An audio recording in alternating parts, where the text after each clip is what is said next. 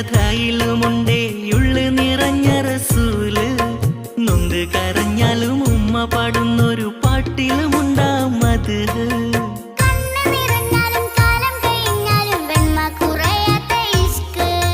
മനസ്സിലും മഹിയിലും നബി നിറയുമ്പോൾ ഇഷ്കിനെ ചേർത്തവർ കരകയറുന്നു.